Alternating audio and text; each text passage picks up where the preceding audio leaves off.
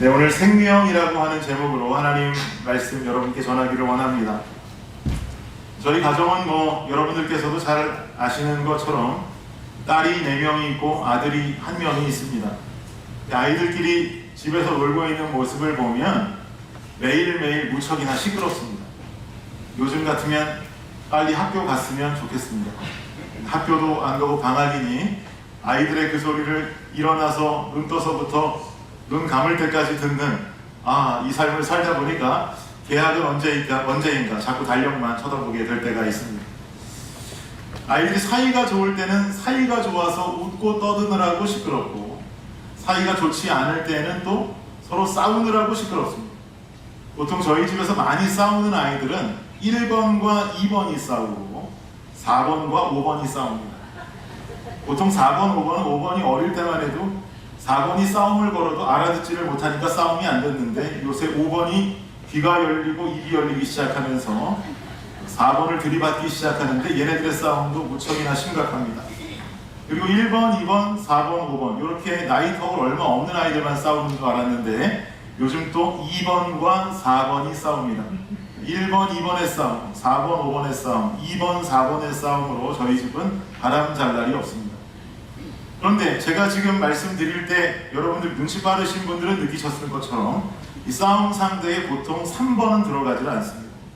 저희 집 유일한 아들인데요, 이 3번은 저희 집에서 참 감사하게도 하나님께서 마련하신 도피성 같은 존재입니다. 예를 들면 1번과 2번이 싸우고 나면 얼른 누구라도 먼저 3번에게 가서 3번의 손을 잡아야 됩니다. 3번의 마음을 자신에게 끌어당겨야 돼요. 그래야 싸움이 화해되기 전까지 가정 안에서 외로움을 느끼지 않고 견딜 수가 있습니다. 도피성의 몸을 피하고 그 안에서 이 3번과 함께 평화를 누리는 것이죠. 그러다 보니까 유일한 아들인 저희 집 3번은 평화주의자예요. 사람들이 싸우면 때로 울기도 하고 싸우지 말라고 하기도 하고 평화를 지키려고 굉장히 노력하는 친구입니다. 이렇게 도피성의 역할을 잘하고 있는 이 3번을 보면 저랑 아내는 가끔 대화 나누다가 그런 말을 해요. 여보, 드림이가 크면 장가 가기는 쉽지 않을 거야. 생각해봐. 시누이가 4명이야. 시누이가 1명 있어도 장가 가는 거 쉽지 않다는데 시누이가 4명인 집에 누가 감히 시집을 오겠나? 그런 얘기를 농담 반 진담 반으로 이야기합니다. 그러면서 앞으로 우리 드림이가 이런 어려운 환경을 딛고 일어나서 앞으로 장가를 갈 수 있는 방법을 저와 아내가 머릿속으로 헤아려 보는데요, 가장 확실한 방법은 첫 번째, 조각 같은 외모를 갖추는 방법이에요. 그런데 왜 웃으세요? 맞아, 조각 같은 외모를 갖추는 게 가장 중요한 방법인데 지금까지 제 아들의 외모 발달 상황으로 봐서는 조각 미남이 되는 것은 불가능할 것 같습니다. 조각 미남이 되는 것이 힘들다면 뭔가 여성의 관심을 끌만한 매력적인 입담이나 착한 마음, 그리고 또 우리 모두가 잘 알고 있는 올바른 신앙의 소유자야겠구나 라고 하는 생각이 들고 앞으로 그렇게 키워가야겠다라고 하는 마음의 다짐을 해보게 됩니다. 제 아내 처녀 시절의 이상형은요, 얼짱몽짱이었어요. 좋아하던 연예인은 이 사람을 했더라고 그래요. 김래원 씨라고 그러죠. 저분을 너무 제 아내가 좋아했어요. 보통 좋아하는 게 아니라 팬클럽에까지 가입하고 있을 정도로 저 배우를 좋아했어요.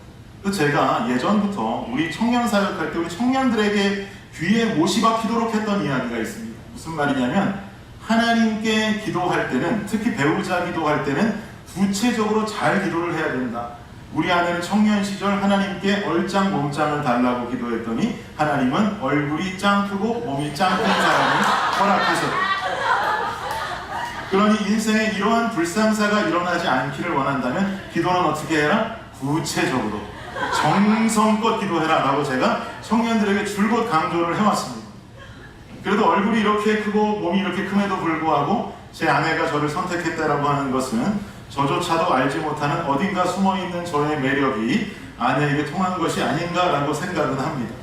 물론 하나님이 우리 만남의 주선자가 되어주셨지만 그래도 주님도 일을 하시려면 재료는 필요하지 않겠습니까? 제 안에 뭔가 재료는 남아있었던 것 같아요. 제가 이런 말씀을 왜 드리냐면 에스더 말씀을 통해서 우리는 계속 에스더, 모르드게, 아하수에로, 하만이라고 하는 인물들의 이야기들을 보고 있단 말이죠. 그 중에서도 저는 아하수에로 왕의 모습을 통해서 이 사람이 얼마나 에스더를 사랑했는지, 그리고 그에게는 에스더를 사랑하는 남자로서 어떤 매력이 있었는지를 좀 살펴보게 되었습니다. 제가 볼 때 아하수에로 왕에게 보여주는 매력 포인트는 이거라고 생각해요. 읽어볼까요? 시작! 왕이 이 둘째 날 잔치에 술을 마실 때에 다시 에스더에게 물어 이르되 왕후 에스더여, 그대의 소청이 무엇이냐? 곧 허락하겠노라. 그대의 요구가 무엇이냐? 곧 나라의 절반이라 할지라도 시행하겠노라. 저는 아하수에로 매력이라면 아하수에로의 매력은 사랑을 고백하는 스케일이 일반인과는 다르다는 거죠. 나라의 절반이라도 주겠다. 우리는 보통 연인 간의 사랑을 고백할 때, 물론 저희 또래가 연애할 때도 사실 이런 말을 잘 쓰지는 않았는데요. 저희 윗세대들이 연애하실 때는 잘 사용했다 하시던데, 네가 원한다면 하늘의 별이라도 따다 줄게. 이 고백 들으신 우리 어른분들 계십니까? 아무도 안 계세요? 근데 제가 대답은 네라고 들은 분 몇 분 계세요. 당신이 원한다면 하늘의 별이라도 따다 줄게, 하늘의 달이라도 따다 줄게, 뭐 이런 고백을 한단 말이죠. 설령 상대가 원하니 따오세요 라고 말해도 들어줄 수 없는 불가능한 조건으로 사랑을 고백한단 말이에요. 그런데 아하수에로는 다릅니다. 당신이 원한다면 나라의 절반이라도 내가 주겠다. 여러분, 아무리 왕이라도 나라의 절반을 아내에게 원한다면 진짜 줄 수 있을 만한 능력이 있을까요? 아니면 아하수에로의 지금 저 고백도 우리가 말하는 하늘의 별과 하늘의 달과 같은 어떤 그런 불가능한 동일한 표현일까요? 1절 말씀을 다시 한번 보기 원합니다. 오늘 본문 1절입니다. 시작! 그날 아하수에로 왕이 유다인의 대적 하만의 집을 왕후 에스더에게 주니라. 에스더가 모르드게는 자기에게 어떻게 관계됨을 왕께 아뢰었으므로 모르드게가 왕 앞에 나오니. 지난주 말씀에서 하만이 죽었어요. 모르드게를 달아 죽이려고 세워놓은 장대에 도리어 본인이 달려서 죽게 됐습니다. 그리고 오늘 1절을 보니까 아하수에로 왕은 하만의 집을 왕후 에스더에게 주었다라고 말합니다. 그런데 잘 보시면 저기서 말하고 있는 하만의 집이라고 말하니까 저걸 하우스의 개념이라고 보실 수 있는데 저게 하우스가 아니에요. 영어 성경에서도 에스테이트라고 번역을 하고 있고 히브리어 원문으로도 찾아보니까 저 단어가 해석되기를 집이 아니라 하만의 재산이라고 해석합니다. 재산. 즉 아하수에로 왕이 에스더에게 준 것은 그냥 단순히 하만이 살고 있던 집을 준 것이 아니라 하만이 가지고 있던 재산을 왕비 에스더에게 주었다는 것이죠. 그럼 하만의 재산은 어느 정도였는가? 유대 랍비들의 전승에 의하면 당시 하만의 전 재산은 페르시아 제국의 60%를 가지고 있었다라고 주장합니다. 페르시아 제국의 60%. 그러면 아하수에로가 에스더에게 하만의 재산을 주었다라고 하는 말이 의미하는 것은 무슨 말이겠어요? 아하수에로가 에스더에게 말했던 나라의 절반이라도 네가 원한다면 주겠다라고 하는 그 약속을 지킨 거예요, 안 지킨 거예요? 지킨 거죠. 하만의 전 재산을 다 주었으니 진정 나라의 절반을 에스더에게 준 것과 다름없는 것입니다. 가만 보면 술만 잘 먹는 줄 알았는데 배짱도 있고 사랑의 배포도 있어 보이는 왕 같아 보여요. 그리고 나서 이어지는 2절을 보니까요. 시작! 왕이 하만에게서 거둔 반지를 빼어 모르드게에게 준지라. 에스더가 모르드게에게 하만의 집을 관리하게 하니라. 왕이 하만에게서 거둔 반지를 빼어 모르드게에게 주었다. 왕의 반지라고 하는 것은 나라의 중대사를 결정하는 인장, 옥새와 같은 역할을 한다라고 보시면 되겠는데요. 그 반지가 원래는 누구에게 있었어요? 하만에게 있었는데 그것을 빼서 모르드게에게 옮겨왔다는 거예요. 하만에게 있었지만 그 반지가 모르드게에게 옮겨왔다라고 하는 것은 페르시아 제국의 두 번째 권력가가 누가 되었단 말입니까? 모르드게가 됐단 말이죠. 원래는 하만이었는데. 그런데 이 모르드게가 쟁취하게 된 두 번째 권력가라고 하는 이 타이틀은 그냥 그저 그런 권력가가 아니에요. 실상 아하수에로의 국정 운영 능력을 우리가 상상해보면 아하수에로 왕의 국정 운영 능력은 그리 대단해 보이지 않습니다. 왜냐하면 우리가 에스더를 통해서 보고 있는 아하수에로의 모습은 어떤 모습이에요? 매일같이 술에 취해 있고 잔치 벌이고 중 일어나서 와스티 왕후 폐위시켜버리고 굉장히 술에 취해서 기분파처럼 막 행동하고 이런 모습들을 우리 너무나 많이 보게 된단 말이죠. 그리고 가지고 있는 욕심이라고는 어떻게 하면 좀 헬라를 집어삼킬까? 제가 에스더 서론과 1장을 설교할 때 누누이 말씀드리지 않았습니까? 어떻게 하면 저 헬라를 집어삼킬까 하는 생각만 하면서 이 페르시아 제국의 민심은 크게 신경 쓰지도 않고 살아가는 사람으로 그려진단 말이에요. 그런데 왕의 반지는 국정의 결정권을 가지고 있는 것이니 반지를 누군가에게 준다라고 하는 것은 뭘 의미하는 것이겠어요? 페르시아 제국의 국정 운영 능력, 그러니까 국정 운영, 실질적인 운영은 네가 도맡아서 하라고 하는 힘을 부여하는 거예요. 왕은 나지만 모든 행정적인 운영 능력, 운영과 결정은 네가 할 수 있어라고 하는 그 능력을 그대로 부여하는 거예요. 그 힘을 하만이 갖고 있었으나 이번 사건을 필두로 그 힘이 모르드게에게로 넘어왔다 이 말입니다. 하만이 죽게 된 두 번째 잔치 이후로 에스더와 모르드게의 삶은 완전히 뒤바뀌어 버렸어요. 그야말로 죽을 뻔한 인생이 살아남음을 얻었으면 물론이거니와 나라의 절반을 얻게 되고 또 국정의 운영 능력까지 갖추게 되는 놀라운 역사가 에스더와 모르드게에게 일어나 버렸습니다. 그런데 이 와중에 여기서 만족하지 못하고 에스더가 왕에게 뭐라고 부탁을 또 하는가? 시작! 이르되 왕이 만일 즐거워하시며 내가 왕의 목전에 은혜를 입었고 또 왕이 이 일을 좋게 여기시며 나를 좋게 보실진대 조서를 내리사 아각 사람 함무다다의 아들 하만이 왕의 각 지방에 있는 유다인을 진멸하려고 꾀하고 쓴 조서를 철회하소서. 무슨 말입니까? 왕이시여, 우리 유다 백성들을 좀 살려주십시오. 하만이 지금 우리 모두를 죽이려고 내렸던 그 조서를 좀 철회해 주십시오. 나와 모르드게만이 생명을 얻는 것이 아니라 우리 민족 모든 민족에게 주어진 그 학살에 대한 포고문을 거두셔서 우리 민족을 좀 살려주십시오. 우리에게 다시금 생명을 허락해 주십시오라고 부탁하고 있는 거예요. 지금 이 에스더와 모르드게의 모습을 보면 우리는 무엇을 깨달을 수가 있을까요, 여러분? 우리가 깨달을 수 있는 중요한 진리는 이것입니다. 살았으면 살려내는 삶을 살아야 된다는 것이죠. 살았으면 살려내는 삶을 살아야 돼요. 내가 살았고 나라의 절반을 가졌고 왕의 능력까지 얻었고 도장까지 반지까지 얻었고 하는 모든 여기서만이 만족하는 것이 아니라 우리 유다 민족, 이스라엘 민족을 살려달라고 하는 살았으면 살려내는 이들의 모습과도 같은 신앙을 우리가 가져야 된다는 것입니다. 오늘날 성도들의 신앙생활에 우리도 모르게 들어와 있는 여러 가지 세속주의들이 있어요. 세상의 관념들. 여러분, 이 중에서도 가장 위험한 세속주의는 뭘까요? 바로 개인주의입니다. 개인주의. 신앙생활 속으로 들어가 있는 개인주의의 특징이라면 어떤 것들이 있을까? 여러 가지 꼽아볼 수 있겠지만 가장 대표적인 것은 바로 나와 하나님과의 관계만 다르면 괜찮아 라고 여기는 생각입니다. 나와 하나님과의 관계만 다르면 괜찮아. 이 생각에서 파생되는 모든 행동과 모든 모습들이 바로 위험한 영적 개인주의의 모습이 되는 거예요. 이 관념이 오늘날 한국교회를 병들게 만들고 있습니다. 나와 하나님과의 관계만 바르면 괜찮아. 이 개인주의로 인해서 어떤 병이 생기는가? 저는 오늘 크게 두 가지 병으로 좀 진단하고 싶은데요. 첫 번째 병은 뭐냐면 면역력 저하가 생깁니다. 면역력 저하. 나와 하나님과의 관계만 바르면 괜찮아 라고 하는 생각이 우리에게 면역력을 저하시켜요. 나와 하나님과의 관계만 바르면 괜찮아 라는 생각으로 성도들이 어떤 행동을 취하냐면 이웃 간의 관계를 뒤로 미룰 때가 너무나 많습니다. 교회 안에 들어와 있는 교인들 안에서도 이런 모습이 너무나도 많이 발견되죠. 예배는 드려요. 예배는 드리는데 예배도 뜨겁게 드리는데 성도 간의 교제를 피하는 현상들이 나타납니다. 왜 이런 일이 일어납니까? 성도 간의 교제 가운데 하나님의 은혜만 나누어지고 격려만 나누어지고 위로만 나누어진다면 더할 나위 없이 좋겠지. 그러나 인간은 너무나 연약한 존재이기 때문에 인간과 인간들이 모이기 시작하면 인간과 인간 사이에서는 꼭 불통의 문제가 생기고 오해의 문제들이 생기더란 말이에요.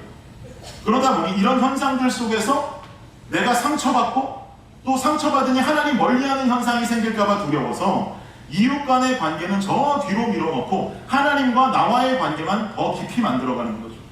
이렇게 되면 생기는 문제가 바로 이웃 간의 성도 간의 관계적인 면역력이 단절되는 거예요. 면역력이 떨어지는 거예요. 하나님께서는 분명히 기독교의 상징을 십자가로 만들어 주셨고 그 의미를 하나님 사랑과 이웃 사랑이라고 하는 명확한 진리로 근거하셨는데 성도들은 이 이웃 사랑의 가로선은 다 내팽개치고 하나님과 나와의 수직선만 가지고 살아가려고 한단 말이죠. 이렇게 살면 되지, 이렇게 예수 믿으면 되지, 뭐가 문제야 도대체, 이렇게 하는 것도 신앙생활이지 이게 도대체 뭐가 문제야 하면서 이것만 계속 강조하며 살아간단 말이에요. 근데 제가 지금 손을 흔들고 있듯이 이건 십자가가 아니에요. 이건 그냥 일자입니다. 일자. 기독교는 십자가가 상징인데 신앙생활을 이 일자로만 하고 살아간다면 여러분 죄송하지만 이거 기독교 아니에요. 이거 교회 아닙니다. 신약성서에 굉장히 많은 저작권을 가지고 있는 사도 바울은 서신서를 작성하면서 사도 바울의 특징이 있다면 한 개인을 향해서 편지를 쓰지 않습니다. 바울 신학에 있어서 중요한 한 가지 원리는 바울은 그 메시지를 보낼 때 개인이 아닌 교회 공동체를 향해서 서신을 쓴다라고 하는 게 중요한 바울 신학이에요. 그래서 대부분 바울이 쓴 서신서의 이름은 그 편지를 받는 교회의 이름으로 정해지죠. 에베소서, 빌립보서, 골로새서 이렇게 그 편지를 받는 교회 공동체의 이름으로 정해져요. 바울은 이런 서신을 쓰면서도 교회 공동체 안에서 관계적인 어려움을 겪으면 그 관계를 멀리해라, 도망가라, 피해가라라고 권하지는 않습니다. 그렇게 말하는 성서 있으면 저한테 가지고 오세요. 그리고 바울은 그렇게 말하지 않아요. 대표적으로 바울은 교회를 향해서 이런 권면을 하죠. 시작! 모든 겸손과 온유로 하고 오래 참음으로 사랑 가운데서 서로 용납하고 평안에 매는 줄로 성령이 하나 되게 하신 것을 힘써 지키라. 아멘이십니까? 겸손과 온유로 오래 참음으로 사랑 가운데에서 용납해 주라는 거예요. 용납이 뭡니까? 인내하고 참으라 이 말이에요. 두려우니 피해라, 도망가라라고 말하지는 않습니다. 이 문제를 해결하라라고 말하고 있는 것이죠. 이걸 자꾸 피해 버릇하면 관계적인 면역력이 떨어지는 거예요. 그러니 무슨 일이 벌어져요? 조그만 일에도 토라지고, 조그만 일에도 시험 들고, 삐지고, 뻐뜩하면 저 사람 때문에 교회 안 나온다 그러고, 뻐뜩하면 목사님 때문에 교회 안 나온다 그러고 하는 일들이 우리 인생 가운데, 교회들 가운데 여러분도 아시잖아요. 비일비재하게 교회들 가운데에서 많이 벌어지고 있는 일 아니겠습니까? 이러다 보면 이웃과의 관계를 멀리하고 하나님과의 관계만 생각하고, 하나님과의 관계만 생각하니 그 다음 어떤 현상이 일어나는지 제가 예측해드릴까요? 하나님과의 관계만 생각하니 야 이거 먹고 교회 나가야 되나 싶은 거예요. 그렇지 않아요? 집에서 혼자 기도하고 말씀 펴고 혼자 예배드리고 그래도 되는 거잖아요. 그러니까 하나님과의 관계만 생각하니까 먹고 교회 나가야 되나 싶고 혼자 말씀 펴고 집에서 혼자 예배드리고 하는 신앙인들이 오늘날 너무나 많아요. 근데 그거 그렇게 하면 안 된다는 거예요. 이렇게만 돼 있으면 십자가가 아니에요. 십자가를 완성할 수 있는 게 교회이고 십자가를 완성하기 원하는 것이 하나님의 명령인 줄 믿습니다. 네. 오히려 면역을 키울 수 있는 방법은 어려워도 그 상황을 해결하고 혹 상처가 돼도 신앙으로 견뎌나가면서 상처난 부분들이 아물게 되면 이 상황들 속에 영적인 면역력, 관계적 면역력들이 길러지는 거죠. 비가 와야 땅이 굳고 상처가 아물어야 새살이 돋고 운동하고 알배겨야 근육이 생기는 것은 부인할 수 없는 만고의 진리 아니겠습니까? 그런데 이 진리가 우리 신앙 속으로 들어와 있지 않더라는 말이에요. 이 면역력이 생겨야만이 다음에 또 찾아오는 어려움들 속에 우리는 쉽게 넘어지지가 않겠죠. 관계적인 어려움들은 인생을 살면서 단 한 번만 생기는 것이 아니니까요. 우후죽순 생기게 되는 그 관계적인 어려움들 속에 생길 때마다 넘어지고 생길 때마다 도망간다면 더 이상 도망갈 곳 없고 더 이상 내가 넘어질 곳 없는 상황이 이르렀을 때는 우리가 어떻게 그것을 해결할 수가 있겠습니까? 내가 그렇게 면역력을 기르며 영적으로 살아나고 또 누군가가 이러한 문제 속에 힘들어한다면 함께 중보하고 함께 붙들고 일으키면서 그를 살려내야 되는 것이죠. 여러분이라는 개인이 예수 그리스도의 십자가 보혈로 살아나셨다면 여러분 자신이 공동체 안에서 살아나야 되는 것이고 나아가 여러분이 만나고 겪게 되는 교회 안에서의 이웃들의 영을 함께 살려낼 수 있는 성도들이 되시기를 축복합니다. 네. 살아난 사람, 은혜 입은 사람은요 숨지 않고 숨겨지지도 않아요. 숨는다 해도 그 빛은 드러날 수밖에 없어요. 복음서에도 말하잖아요. 그 빛 숨긴다고 왜 안 드러나겠느냐. 우리 블레싱 공동체의 질서를 이렇게 잡아갈 수 있는 면역력이 떨어지는 것이 아니라 면역력이 강화될 수 있는 교회 공동체가 되시기를 예수님 이름으로 축복합니다. 네. 이게 첫 번째 질병이에요. 개인주의가 들어와 있는 교회에서 나타나는 첫 번째 질병. 두 번째 질병은 뭐냐? 혈액순환이 저하됩니다. 첫 번째 뭐가 저하돼요? 면역력이 저하되는데 두 번째 혈액순환이 저하돼요. 첫 번째는 교회 내에서의 이야기를 드렸다면 이번엔 교회 바깥으로 좀 나가보자고요. 혈액순환 저하, 도대체 무슨 말인가? 내게로 들어와서 나를 살려주신 예수 그리스도의 보혈은 또 다른 누군가에게 전달되고 순환되어지면서 죽어가는 다른 영혼들에게 흘러가야 되는 줄을 믿습니다. 그렇게 되어 또 다른 생명들을 살려낼 수가 있는데 우리는 자꾸 나와 하나님과의 관계만 바르면 괜찮다라고 하는 생각으로 인해서 외부 믿지 않는 사람들을 향해 흘러가야 하는 예수 그리스도의 보혈의 순환이 멈춰버리는 거예요. 그리스도인들이 생명을 전하지 않아요. 복음의 능력과 우리가 경험한 은혜와 기쁨을 그리스도인들이 전하지를 않아요. 아직 우리가 살려내야 되는 영혼들, 내가 통로가 되어서 복음을 실러 날라야 되는 영혼들이 부지기수로 너무나도 많은데 전하지 않아요. 여러분, 왜 전하지 않는 겁니까? 이유가 뭘까요? 저는 이유는 굉장히 간단하다고 생각합니다. 사람들의 시선 때문이에요. 내가 전하는 복음, 내가 전하는 예수를 들었을 때 이 사람이 나를 어떻게 볼까? 이 사람이 나를 어떻게 생각할까? 예수 믿으라고 권하는 나를 이상한 사람으로 여기지는 않을까? 이런 사람들의 시선들 때문에 우리는 입을 열지 못해요. 전하지 못합니다. 두렵거든요. 혹자는, 어떤 목사님들은 이렇게 말합니다. 우리가 받은 복음이, 우리가 믿는 복음이 내 삶의 실제가 되지 않아서 못 전하는 거야. 내게 있는 은혜가 부족해서 못 전하는 거야. 더 은혜 받고 더 성령 충만하면 우리는 전할 수 있어 라고 말하는 분들도 많이 있지만 저는 그렇게 생각하지 않습니다. 제 아무리 복음이 실제가 된다 해도 나를 살리신 하나님의 은혜가 내게 충만하게 넘쳐든다고 할지라도 사람들의 시선이라고 하는 이 허들은 우리가 관계주의 속에서 살아가고 있기 때문에 이 허들 하나를 쉽게 넘어가지 못하는, 마치 허들이 아니라 장벽처럼 느껴질 수 있다는 거예요. 왜 이 허들 하나 넘어가기가 그렇게 힘들까요, 여러분? 그 이유는 우리는 자꾸 복음 전하는 상대에게 예수를 믿어야 한다라고 하는 부담을 주어야 한다고 생각하기 때문입니다. 예수 믿어야 돼요. 예수 믿어야 돼. 그렇게 살면 안 돼. 예수 믿어야 돼. 교회 다녀야 돼. 교회 다니면 문제가 해결돼요. 예수 믿으면 고민이 해결돼요. 싹 다 해결되니까 교회 나와야 돼. 우리가 이걸 말해야 된다고 생각하기 때문에 그럴 거예요. 여러분께 질문 드릴게요. 우리가 어떤 제품을 하나 구입한다고 가정해보자고요. 그럼 그 제품을 광고하는 광고를 더 신뢰하십니까? 아니면 내 주변에 친한 누군가가 이 제품을 써보니까 참 좋더라라고 하는 경험을 더 신뢰하십니까? 경험을 신뢰하겠죠, 당연히. 예를 들면 HEB에 가서 식빵을 하나 삽니다. 저도 HEB에 가서 식빵을 하나 사면 늘 유명한 브랜드의 식빵만 아무 생각 없이 들고 나왔어요. 어신의 16년을 살면서 거의 대부분의 시간 동안 HEB 가면 제가 들고 나오는 식빵은 항상 정해져 있었어요. 요 식빵 들고 나왔어요. 어딜 가도 파는 유명한 식빵, 저 식빵을 늘 그냥 아무 생각 없이 들고 나왔습니다. 먹어보니까 맛도 괜찮은 것 같아서 늘 저 식빵을 들고 나왔어요.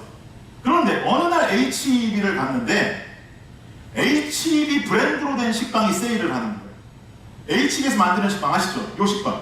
요 식빵이 세일을 하는 거예요. 그래서 이걸 살까 내 기준은 지금까지 15년이 넘게 이 식빵을 먹었는데 이걸 사야 되는데 이게 세일을 하니까 무슨 생각이 드냐면 식빵 맛이 뭐 다 거기서 거기지 하면서 세일하는 HEB 브랜드 식빵을 들고 나왔단 말이에요. 그럼 집에 가서 먹습니다. 저 식빵 여러분 드셔보셨어요? HEB 식빵 드셔보셨어요? 너무 맛있어요. 너무 맛있어요. 진짜. 다들 모르시죠? 진짜 맛있어요. 여러분 입맛에는 어떨지 모르겠는데 저는 어느 정도냐면 제가 지금까지 살아온 이민생활 15년이 후회가 될 정도로 내가 왜 이 빵을 몰랐던 거야? 내가 왜 이 식빵을 모르고 다른 식빵만 먹고 살았던 거야? 라고 생각이 드는 거예요. 빵을 꺼내서 눌러보면 촉감도 달라요. 쏙쏙 들어가고 부드럽고. 딸기잼 발라야 먹을 수 있는데 아무것도 바르지 않고 먹어도 식빵만 먹어도 너무 맛있어요. 식빵 모양도 얼마나 예쁜지 몰라요. 위에 천장이 깔아앉지 않아요. 딱 예쁘게. 식빵도 모양이 너무 예뻐요. 그래서 저는 더 이상 이제 다른 식빵을 사 먹지 않습니다. 우리 집은 아이들 컨디션이 좋으면요 식빵 한 줄 하루에 사라지거든요. 그래서 식빵을 가장 싸게 먹으려면 코스코 갔을 때 2줄이 한 봉지안에 들어간 식빵을 2개 사가지고 나와야 돼요. 4개를 산단 말이에요. 4개 사가지고 나와야 아이들이 여유있게 식빵을 먹을 수 있는데 저는 요즘 코스코에 가면 식빵을 절대 사지 않습니다. 저건 HEB에서만 파니까. 코스코 가서 식빵을 사려고 그러다가 이게 식빵 칸을 지나가다가도 가끔 미국 분들이 저 식빵 가져가실 때 있어요. 왼쪽 거. 가져가시면 속으로 얼마나 안타까운지 몰라요. 저 식빵을 사가지? 저게 진짜 맛있는데 가서 알려줄 수도 없고 너무나 안타깝다. 너무 안타까워. 이런 생각이 들어요. 여러분 지금까지 저는 단 한 번도 여러분들께 오늘 집에 가시는 길에 저 식빵을 하나 사십시오라는 말을 하지 않았어요. 근데 제가 여러분들께 장담하는 것 한 가지는 저는 분명히 압니다. 분명히 다음 주에 교회 오셔서 저를 붙잡고 목사님 내가 설교 듣고 그 식빵 사러 HEB 갔잖아요. 나는 교회 마치고 집에 가는 길에 들렸어요. 얼마나 맛있는지. 근데 이 말씀을 하시는 분들 중 일부는 뭐라고 하실 거냐? 저는 그 식빵 먹어보니까 목사님 특별히 맛도 없지만 뭐 이렇게 맛있다고 이렇게 설교 시간에까지 말씀을 하셨어. 나는 그렇게 맛있는지 모르겠던데요? 이렇게 말씀하시는 분이 계시고, 또 일부는 목사님 너무 고마워요. 내 이민생활 30년이 후회가 될 만큼 난 앞으로 저 식빵만 먹을 거예요 라고 하는 의견으로 갈리겠죠. 제가 여러분 무슨 말씀을 드리고 싶은 걸까요, 여러분? 우리가 복음을 전하는 성도의 삶을 살아가기 위해서 사람들의 시선이라는 이 장벽과 같은 허들을 넘어가려면 당신 예수 믿어야 돼. 예수 믿어. 교회 다녀야 돼. 예수 믿어야 생명이 있어. 예수 믿어야 기쁨이 있어. 예수 믿어야 좋아라고 하는 그분의 결정을 내가 정해서 말해줄 필요가 없어요. 그러면 내가 전해야 될 건 뭘까요? 다른 것 없어요. 내가 예수를 믿어서 좋았던 거 말하는 거예요. 저 식빵 맛있었다고, 너무 맛있다고. 왜 맛있냐면 모양도 예쁘고 빵에 아무것도 안 발라도 맛있고 촉감도 좋고 너무나 좋다고 말하는 것처럼 내가 예수를 믿음으로써 경험한 기쁨과 위로와 격려와 사랑을 그냥 말하는 거예요. 예수 믿지 않는 그를 권면하기 위해서 내가 믿는 예수를 전하는 거예요. 예수를 믿지 않는데 힘든 삶을 살아가고 있는 지인이 있다면 가서 그냥 대화 중에 자연스럽게 말하는 거예요. 나는 그래도 맞아, 너무 힘들지. 내가 그 힘든 순간 나도 한번 지나가 봤었는데 그래도 나는 하나님 믿으니까 기도할 수 있어서 기도하는 대상이 있으니까 마음 편해지더라. 문제가 해결되진 않았는데 돌아보니까 문제 해결되지 않아도 그냥 내가 기도할 수 있어서 마음 편했었어. 나는 그렇게 그냥 그 시기 이겨냈어 하고 지나가면 돼요. 나는 교회를 다니니 이런 기쁨이 있어서 참 좋더라. 이런 재미도 있더라. 예수 믿은 이런 삶의 힘이 생기더라. 내가 경험한 하나님, 내가 경험한 복음적인 삶을 그냥 말하는 거예요. 내 혼잣말이어도 상관없어요. 이게 첫 번째예요. 그럼 상대가 물어보겠죠. 그럼 나도 교회 한번 가볼까? 라고 말한다면 할렐루야겠지만 대부분의 반응은 그렇지 않아요. 그냥 나 혼잣말로 하고 있어도 그 사람은 뭐라고 말하냐면 너 지금 나보고 교회 다니라는 이야기가 하고 싶은 거지? 라고 말하겠죠. 아주 냉철하게. 그럼 여러분 그때도 그냥 이렇게 대답하세요. 교회 다니는 거야? 네가 결정할 문제지. 내가 너더러 교회 다니랜다고 네가 다니기 싫은 교회를 다니겠니? 내가 너더러 교회 나오지 말랜다고 다니고 싶은 교회를 안 나오겠니? 너무 부담 갖지 마시고요.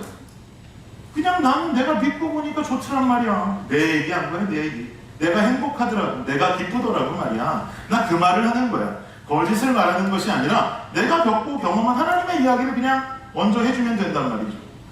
그래서 저는 내가 경험한 예수, 내가 경험한 기쁨과 위로 이런 깊이 있는 열매가 아니라 할지라도 때로는 난 그냥 교회 가면 이야기하고 성도 간에 교제하는 게 너무 재밌어. 가면 재밌어. 아니면 심지어 난 교회 가면 밥이 맛있어 라는 이 고백 하나라도 있으면 우린 누구나 전도하고 예수 전할 수 있어요. 왜요? 할 말이 있으니까. 난 교회 가면 밥이 맛있어. 누가 뭐래? 너는 밥이 맛없니? 뭐라고 말할지언정 무슨 말이 이어질지언정 나는 할 수 있단 말이에요. 그런데 그렇게 전하는 나의 이야기들 속에 상대의 마음에 뭐가 생기는지 아십니까? 예수라고 하는 존재에 호기심이 들어와요. 씨앗이 심기워집니다. 힘든 순간이 온다면 무슨 생각 들까요? 난 너무나 힘들어 죽겠는데 그 친구 이야기가 기도할 상대가 있어서 마음이 편했다고? 나도 기도해볼까? 걔 앞에서 못하고 교회 나가서는 못하겠지만 그냥 교회 가지 않는다 그래도 홀로 집에 있는 순간 자신도 모르게 하나님 친구가 이렇게 해서 하나님을 믿으니 마음이 평안해졌다는데 저도 좀 그렇게 해주시면 안 되겠습니까? 그렇게 아무런 부담도 없이 예수의 이름을 부를 수 있단 말이죠. 근데 여러분 거기서부터 역사가 일어나는 거예요. 예수의 이름이 소망되는 줄을 믿습니다. 예수의 이름이 소망이고 예수의 이름의 능력이 있기 때문에 하나님 하고 천장을 보고 한번 부르는 그 순간 그 심령의 역사는 성령의 역사는 하루아침에 그 심령을 다 훑고 지나갈 수 있는 역사인 줄을 믿습니다. 그 안에서 궁금증과 호기심으로 불러본 그 하나님의 이름이 그 인생을 변화시켜버린다는 것이죠. 그런데 아무도 자신이 경험한 예수, 자신이 경험한 기쁨, 자신이 경험한 위로를 말하지 않고 우리가 말하려고 하는 건 자꾸 네가 경험할 예수, 네가 경험할 기쁨, 네가 경험할 위로를 말하니 그 말 꺼내기조차도 힘들고 상대의 시선만 차갑게 느껴질 뿐이에요. 이 연결고리가 우선적으로 물려야 그 다음 예수 전하고 십자가 전하고 복음 전할 수 있는 것이지 선교지에 가서 사형리 책 하나 들고 생탄 처음 본 사람에게 복음을 전하지 않는 이상해야 우리 삶에서 우리 모두는 다 관계 전도를 하는 것이 일반인데 무턱대고 가서 복음이 뭐고 십자가가 뭔지부터 말하려고 하니 그 허들을 한 방에 넘어갈 수가 없는 것이죠. 지금 복음을 전하지 말라는 이야기를 드리는 것이 아니에요. 허들이 너무 높으면 한 방에 넘기는 불가능해도 그 허들 앞에 도움닫게 할 수 있는 발판 하나만 있으면 그걸 밟고 쉽게 넘어갈 수가 있단 말입니다. 내가 살아남에 감사해서 누군가를 살려내야 하는 것이 나의 사명이 되어지기를 원한다면 내가 경험하고 내가 느끼게 된 그 예수님이라는 고백을 먼저 발판으로 그 앞에 내려놓는 거예요. 그리고 그 허들을 넘어갈 수 있도록 점점 생명의 이야기들을 이어갈 수 있는 우리가 되어야 하는 것입니다. 그래야 영적인 혈액순환이 공급되는 거예요. 순환되는 거예요. 혈액순환이 되어야 건강한 교회 되는 거예요. 혈액순환이 되어야 건강한 성도가 되어질 수 있는 것 아니겠습니까? 제가 이렇게까지 하면서 지금 영혼 구원에 관한 부담을 드리는 것은 여러분 다른 이유로 오해하지 마세요. 다른 이유 없습니다. 이유는 오직 한 가지예요. 이것이 예수님께서 승천하시기 전에 우리에게 주신 마지막 남아있는 명령이기 때문인 줄을 믿습니다. 그리고 우리가 예수님 다시 오시는 날까지 완수해야 되는 가장 중요한 사명이기 때문이에요. 우리가 주님을 다시 만나지 않을 거라면 그 사명 완수하지 않아도 되고 명령 지키지 않아도 돼요. 근데 우리 결국 주님 앞에 다시 설 것 아닙니까? 그럼 주님이 우리 만나서 가장 먼저 뭐 물어보시겠어요? 마지막으로 내가 너한테 부탁하고 간 거 그거 어떻게 됐어? 주님 그거 확인하시지 않겠어요? 그러니 그 마지막 확인할 그것들을 우리가 이 땅 가운데에서 당연히 해나가고 사명으로 알고 살아가야 되는 것이죠. 그렇기 때문에 자꾸 사단은 이 마지막 시대에 우리를 괴롭히고 현혹시켜요. 개인주의적인 신앙으로 더 빠져들게 한단 말이에요. 나 혼자 페르시아 제국의 절반을 갖고 나 혼자 왕의 반지를 가지고 국정 운영에 힘 있는 사람이 되면 끝나는 것이 아니라 이제는 유대민족 전체를 살려야 하는 이 사명을 지켜내야 하는 것처럼 우리는 나라는 개인에게 들어온 복음이 첫째로는 내가 속한 교회 공동체 속으로, 둘째는 내가 있는 교회 공동체 바깥으로 믿지 않는 영혼들을 향해 주변으로, 도시로, 열방으로 뻗어나가서 죽어나가는 영혼들을 살려야 되는데 자꾸 사단은 우리에게 유혹하기를 너와 하나님의 관계만 바르면 괜찮아. 너와 하나님의 관계만 바르면 괜찮은 거야 라는 세속적인 생각을 가지고 우리 안에 신앙으로 자리 잡게 하면서 교회 안에서 이웃을 멀리하고 교회 바깥에서 이웃을 바라보지 않는 이런 세상의 풍조 가운데로 교회를 밀어넣고 있단 말이에요. 지금 이 땅에 하나님의 유일한 소망은 성도와 교회밖에 없는 줄을 믿습니다. 그런데 유일한 소망들에게 믿고 맡겨놨더니만 유일한 소망들이라는 존재는 전혀 이것에 관심이 없고 다른 데 관심을 두고 이렇게만 살아가고 있단 말이에요. 불안해서 말씀까지 주면서 말씀 의지하라고 사명 지키라고 하셨는데 말씀과는 관계없이 자꾸 인본주의, 세속주의, 물질주의에만 빠져서 나 편한 대로만 신앙생활 하려고 하는 도대체 주님께서 주신 이 사명을 누가 지키고 살 수 있단 말입니다. 사랑하는 블레싱 교회 권면합니다. From the church to the sea 우리 슬로건이죠. 우리가 이 사명 지켜나가기를 예수님의 이름으로 축복합니다. 우리가 하나님의 바른 소망이 되어드립시다. 살아나셨다면 이제는 살려내십시다. 신본주의가 기본이 되어야 할 이 신앙에 인본주의, 세속주의, 개인주의가 들어와서 우리의 신앙을 방해하려는 것은 사단의 역사입니다. 그 사단의 역사를 주님께서 우리에게 주신 말씀과 사명과 기도로 대적할 수 있기를 간절히 바랍니다. 그래서 이 마지막 시대에 수많은 영혼들을 살려내고 교회 안으로 들어와 있는 초신자들과 이웃들을 살려내므로 말미암아 하나님의 건강한 역사와 명령을 이루어갈 수 있는 우리 모두가 될 수 있기를 예수님의 이름으로 축복합니다. 결론을 맺겠습니다. 지난 주간 저희 가정에서는 아주 큰일이 한 가지 있었습니다. 아직 이따 올라오실 겁니다. 올라오실 지난 주간 저희 가정에서 아주 큰일이 한 가지 있었어요. 그간 우리 가정에 발휘되어 주었던 검정 색깔 큰 밴이 있는데 이 밴을 떠나보내고 중고차 한 대를 구입하게 됐습니다. 아이가 5명이 있다 보니까 미니밴을 타고 다닐 수가 없었어요. 보통 사람들이 제게 많이 말하기를 미니밴이 7인승인데 목사님 가족 7명이니까 미니밴 탈 수 있지 않습니까? 라고 질문하시는 분들도 계시는데 제가 그럴 때마다 저는 이렇게 대답합니다. 캠리가 5인승이라고 5명이 타고 다니십니까? 그러지는 않잖아요. 그 안에 움직일 만한 공간도 필요하고 또 한때는 저희 아이들을 싣고 날라야 되는 유모차를 최대 3대씩 싣고 다닌 적도 있었기 때문에 미니밴으로는 감당이 안 되더라고요. 그래서 그 풀사이즈 밴, 소위 말하는 연예인 밴 같은 걸 저희 가족 밴으로 타고 다녔었는데 이 밴에는 치명적인 결함이 한 가지 있습니다. 제가 작년에도 한번 말씀드렸는데 몇 년 전부터 이 밴에 에어컨이 시들해지더니만 작년부터는 에어컨이 완전히 고장이 나버려서는 앞자리는 에어컨이 나오는데 뒷자리는 에어컨이 안 나오는 바람만 나오는 증상이 생겼어요. 겉보기에는 정말 멋있는 차인데 에어컨이 나오질 않으니까 여름만 되면 뒷자리에 타야 되는 우리 아이들은 차를 타고 한 10분만 가도 얼굴이 빨개지는 거예요. 더워서 말이죠. 그래서 작년에도 에어컨을 고쳐보려고 노력을 했는데 결국은 고치지를 못했고, 또 이번에 여름이 시작된다고 하니 이번 여름에도 아이들을 그렇게 할 수가 없어서 지난 몇 주 동안 자동차 고치는 수리점만 4-5군데를 돌아다니면서 에어컨을 고쳐보려고 무지하게 애를 썼지만 어느 한 곳도 저희 차의 에어컨을 고치질 못했습니다. 그리고는 에어컨을 고치지 못하고 계속 의심이 가는 파트만 교체합니다. 그러니까 돈은 돈대로 계속 나가고, 에어컨 파트만 교체하니 돈은 돈대로 계속 나가고, 그러는데도 에어컨을 시원해질 생각을 하지 않는 거예요. 마지막에 찾아갔던 정비하시는 분이 에어컨만 전문적으로 보시는 분이라고 아주 신뢰 있는 분이셨는데, 이분 말씀이 뭐라고 하시냐면 결국에는 저한테 말씀하시기를 그냥 차를 파시는 게 낫겠어요. 이거 고칠 수야 있겠지만 고치려면 뚜껑부터 모든 걸 다 뜯어야 됩니다. 그러면 이거 레이오프 하면은 대단히 돈 많이 나올 텐데요. 차를 파시는 게 낫겠습니다. 그러셔요. 고민하다가 결국 그 차를 끌고 카맥스에 가서 견적을 받았더니 에어컨도 고장난 차의 견적을 그래도 많이 내주더라고요. 그 견적을 가지고 한 딜러에 가서 8명이 탈 수 있는 중고차로 차를 바꿨습니다. 차를 바꾸려면 시운전 해봐야죠. 테스트 드라이브 해야 되지 않습니까? 그래서 테스트 드라이브를 하려고 저는 운전석에 타고, 차를 파는 에이전트는 뒷좌석에 타고, 제 아내가 조수석에 타고 하려고 이제 차를 타려고 하는데 갑자기 제 아내가 뒷좌석 문을 타고 뒷좌석으로 타는 거예요. 그랬더니 그 판매하는 판매원이 말하기를 조수석으로 타시지 왜 뒤로 타냐는 거죠. 그랬더니 제 아내가 말하기를 자기는 뒤에 타겠다고 고집을 피우고 뒤에 앉아요. 제 아내는 왜 뒤에 탄 걸까요, 여러분? 제 아내의 관심은 자동차 엔진이니 뭐니 이런 거에 없어요. 제 아내가 뒤로 탄 이유는 제 아내가 체크할 건 한 가지밖에 없는 거예요. 뒷자리에 에어컨은 나오는 거예요. 저는 앞자리석에서 계속 운전을 하면서 이렇게도 밟아보고 저렇게도 밟아보고 소리는 어디가 나고 뭐가 이상이 없는가 계속 들어보고 하면서 운전을 하는데, 제 아내는 오직 손을 얹어놓고 에어컨이 얹어놓고 뗐다 이것만 확인하고 있는 거예요.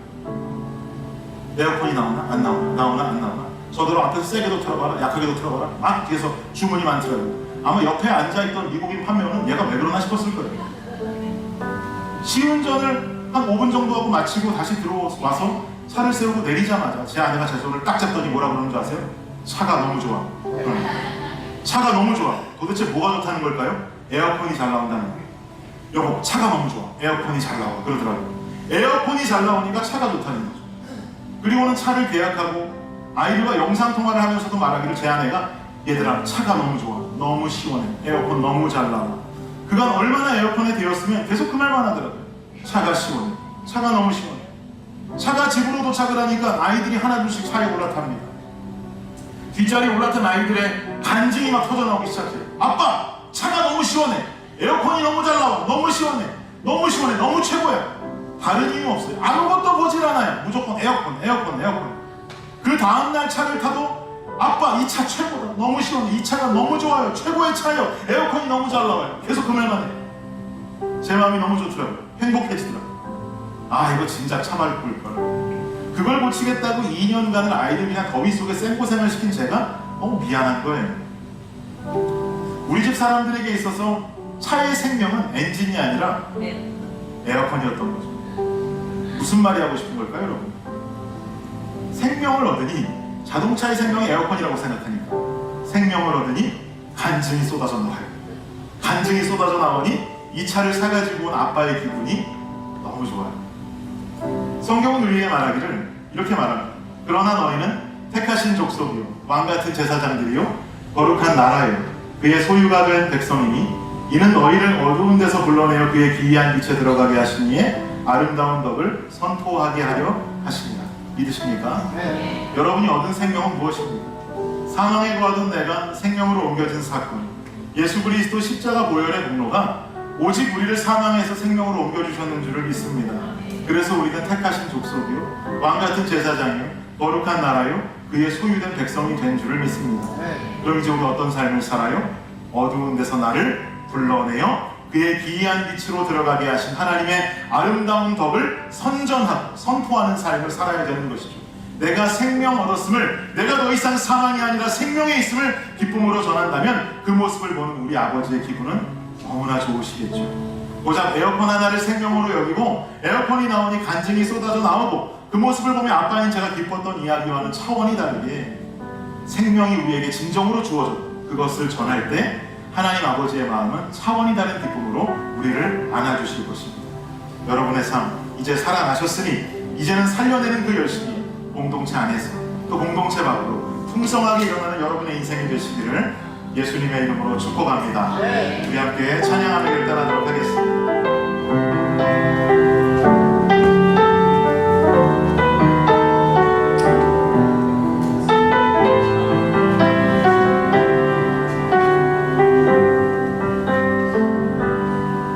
지금 서 있는 이곳에서 높임을 받으소서. 내가 걷는 땅 주님의 땅이니 하늘이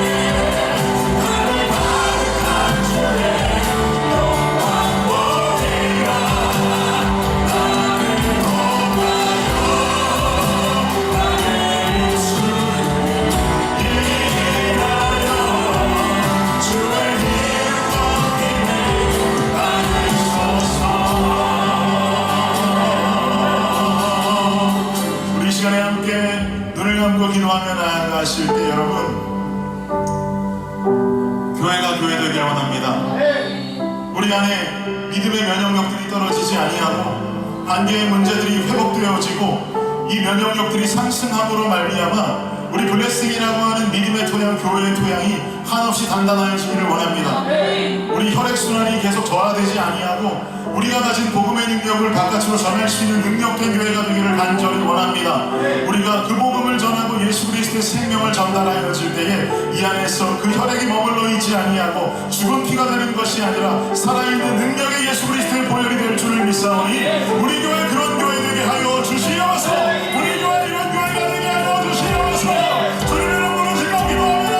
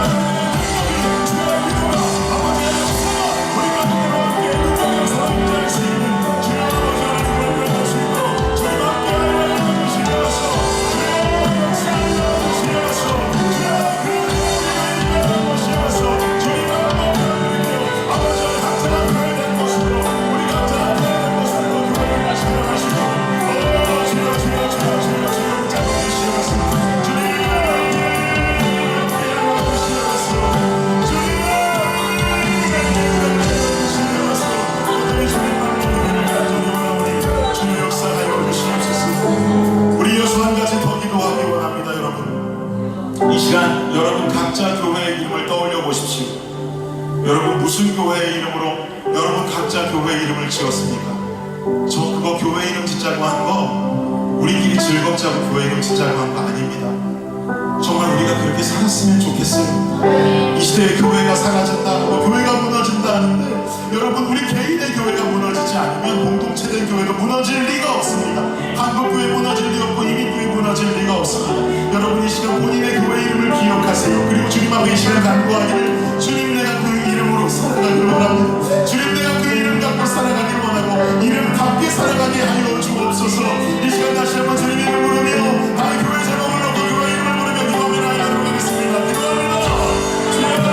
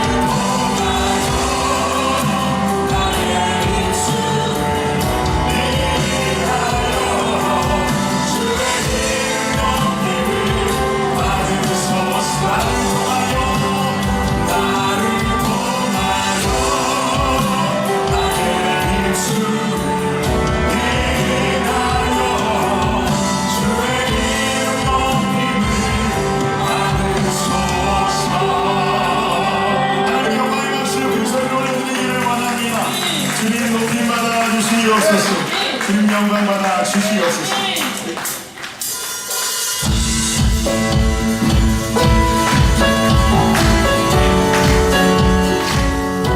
여기서 박수하시면서 찬양을 나가겠습니다.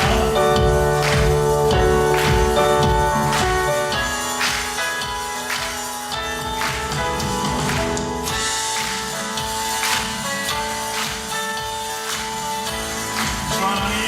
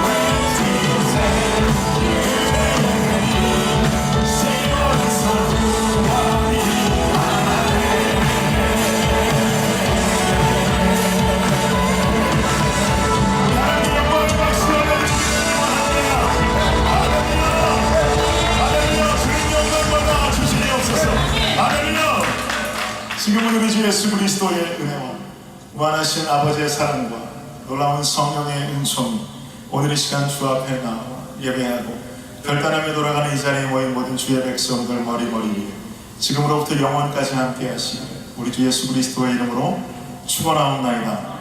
아멘.